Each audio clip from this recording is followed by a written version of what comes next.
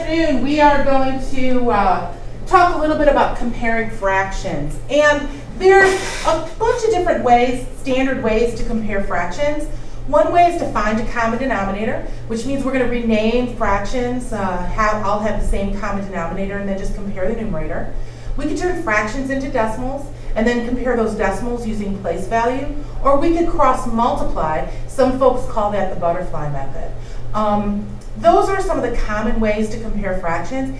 In addition to that, I like to look at another piece of the puzzle. I drew a little number line here, okay? And those fractions that fall between 0 and 1 on the number line, that's what we call our proper fraction. Because a fraction, by definition, means it's a part of a whole thing. Okay, so it's just a part of a whole thing. It's not a whole thing. It's not more than a whole thing. It's a part of that whole thing. Now, fractions that are 1 or greater now are improper fractions. They're improper fractions because they're not just a part of a whole thing. Their parts make up more than one whole thing. And then I circled the 1/2 mark there because to me, there's 3 groups of fractions. There's proper fractions that are less than 1/2, there's proper fractions that are more than 1/2, and then there's improper fractions that are 1 or greater, okay? So let's look at a quick list. We're going to look at 3/8, 1/4, 2/10, 7/2, and 13/14. We're going to put this list of fractions in order from least to greatest, okay? Now this might look like a huge chore, right? It could be if we choose some of those other methods. For instance, if we change all of these fractions to find a common denominator, we're going to end up renaming 5 fractions. That's going to be a lot of work. If we turn all these fractions into decimals, it's also going to be a lot of work, except for there's some common equivalence up here, right? I know that 1/4 is equal to 25 hundredths, and 2/10 is equal to 2/10, just written like that as a decimal. Some of you may even know that 3/8, well, 1/8 is 125 thousandths. So 3/8 is 3 sets of that, or 375 thousandths. So if you know some of your common equivalents, it might not be hard to convert these fractions into decimals, okay? Now, since we've already done 3 of those by converting them to decimals, let's go ahead and let's look at the last 2. Now, if we convert 7/2 into a decimal, that means we're going to take 7 and divide it by 2, right? And I'm going to put a couple zeros at the end of that 7 because I know I'm going to end up with a decimal. 2 goes into 7 3 times because 2 times 3 is 6. We're going to subtract, we're going to bring down. Oh, okay, so this decimal terminates at the first, at the 10th place. So 7/2 is equivalent to 3 5/10. All right, and then 13/14. This one might take a little bit more time. We're going to take 13 and divide it by 14. Now, when you're changing a fraction into a decimal, the numerator always, always, always goes inside the division bar, or the house, as some people call it, right? I know that's a proper fraction. Proper fraction falls between 0 and 1 on the number line, so I know my 0 is going to be in the 1's place, right? Now I'm going to add another 0, and I'm going to have to figure out how many 14s are there in 130. And I don't know my 14s. I can't skip count by 14, so I'm just going to kind of guess and check. I could start with 8, and 14 times 8. Actually, let's start with 9. Let's do 14 times 9, 36, and 3, 100. Yep, 14 times 9 is going to work because 9 times 14 is 126. I'm going to subtract. I'm going to bring down another 0. And 14 goes into 42 times? Oh, wait a second. Honestly, I don't even have to keep going. Even though this decimal doesn't terminate and I don't see it repeating yet, what is my purpose of turning this fraction into a decimal? It's simply to compare it to the other decimals. And what I see right away is there's a 0 in the 1's place. It's a proper fraction. It's like these guys over here. There's a 9 in the 10's place. It's greater than any of these numbers in these 10's places, which means I could technically just stop. If I want to put that 2 up there, I can, because I know it's actually at least 92 hundredths. But now let's go ahead and look at these decimals. Now, how are we going to compare these decimals? And lucky for you, you checked in with me today. I have a special way to do that. And the way that I do that is I turn all of my decimals into money. For me, money makes a lot more sense, right? Now for this guy right here, I know that we don't go out to 3 decimal places for money. So I'm just gonna temporarily cross out that 5 if I don't need it. We don't have to worry about it. Now this guy right here, I'm gonna temporarily add an extra 0. And this guy right here, I'm gonna temporarily add an extra 0. Because when we're talking money, we're usually talking 2 places to the right of the decimal point. And when you do that, you could clearly see that 20 cents is the smallest amount of money, then 25 cents, then 37 cents, then I have 92 cents, and $3.50. So my fractions in order from least to greatest are going to be the same. If this is my first decimal in my list, the smallest decimal, 2/10 is going to be my smallest fraction. My next decimal is this one, so 1/4 is the next number in my list. Third is going to be 3/8. My fourth over here is going to be my 13/14, and my fifth is going to be my 7/2. Okay? Now, that kind of was a little bit of work, right? There's a little bit more work there than I really wanted to do. Especially when it gets to the long division. I do long division pretty easily, but you may not be comfortable with it. So using my strategies might help save you some time. So if we're looking at this original list again, right? This list we're gonna put in order from least to greatest. What I know, let me just fold this paper up here, get a clean slate. What I know is that we have a proper fraction. We have a proper fraction. We have a proper fraction, we have an improper fraction, and we have a proper fraction. I just saved myself a long division problem. Remember how I told you improper fractions are always greater than 1? Proper fractions are less than 1.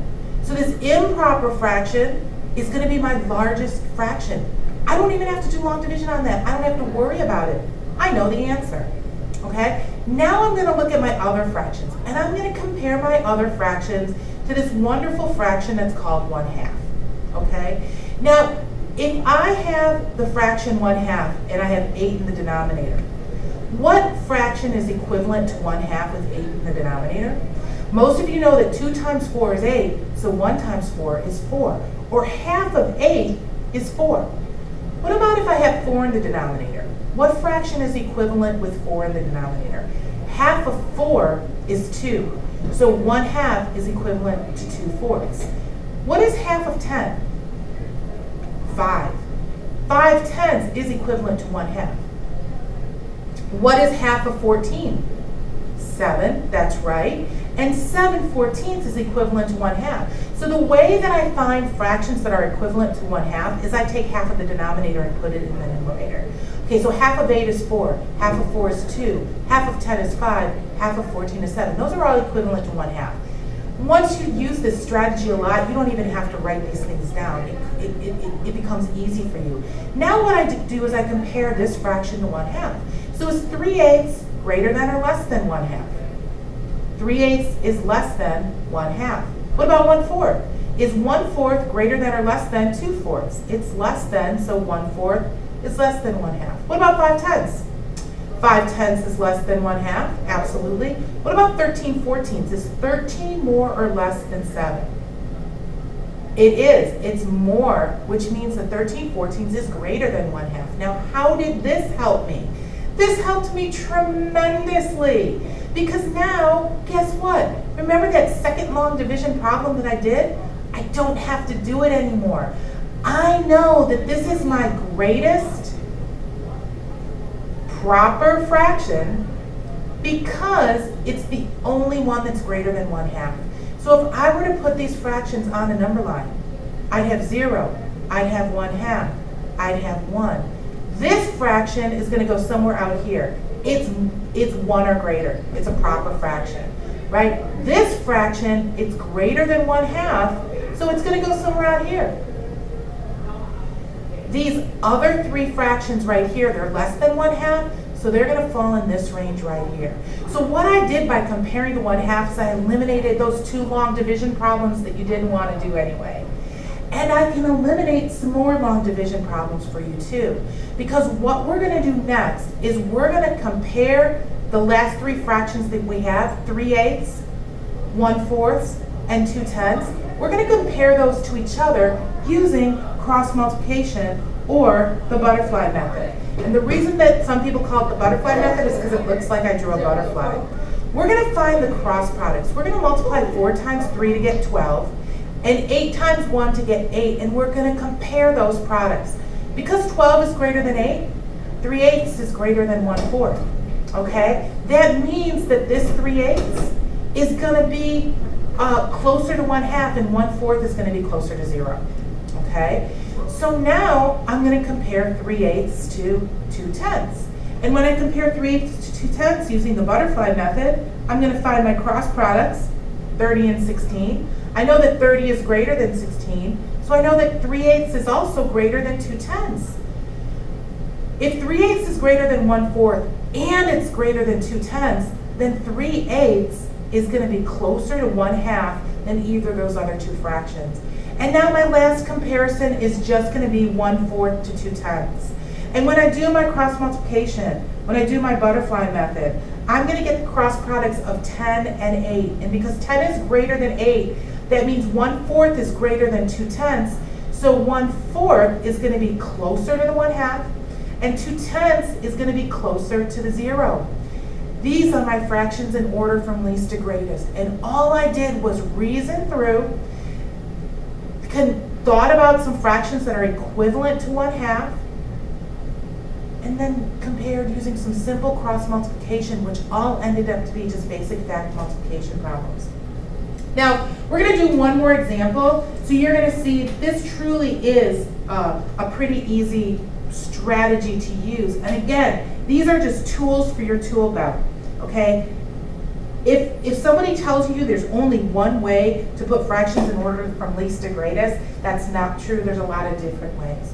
So here's my 4 fractions that I'm going to work on. If you want to hit pause right now and try to work through this yourself, and then come back when you're done, you can compare your answers to mine. For this strategy, the first thing I want to think about, remember, is those fractions that are less than 1 and more than 1. Those are easy for me to identify. That's an improper fraction, proper fraction, proper fraction, proper fraction. What does that tell me right away? This is my largest number. This is going to be the last number in my list because it's the only number that's improper. It's the only number that's 1 or more, okay? Now what I'm going to do is my next step is I'm going to compare to 1/2, okay? So I'm going to put the denominators of my 3 fractions, I'm just going to kind of set them equal and do a long proportion. And I'm going to say, what's half of 3? Now this one might be hard because it's an odd number, but if you think about $3, if I share $3 between you and you and me, we're each going to get $1.50 or 1.5. Half of 20 is easy, that's 10, and half of 10 is easy, that's 5.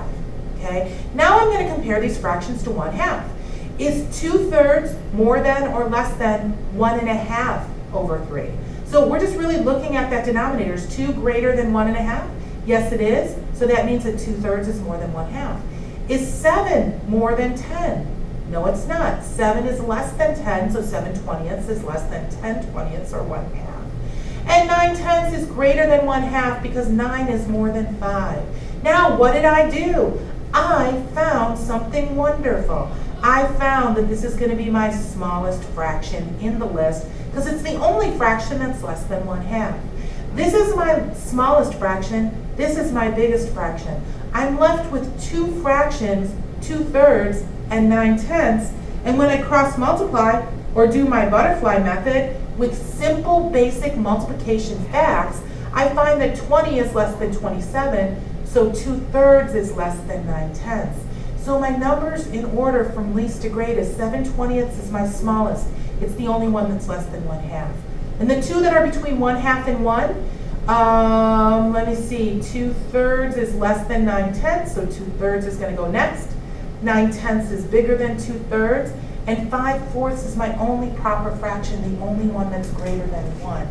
So, using these tricks in your tool belt, adding some of these is going to make your life a lot easier. Instead of converting every single fraction you see into a decimal and comparing those decimals by place value, here's a quick and easy way that'll help you understand how to compare fractions. I hope it helped.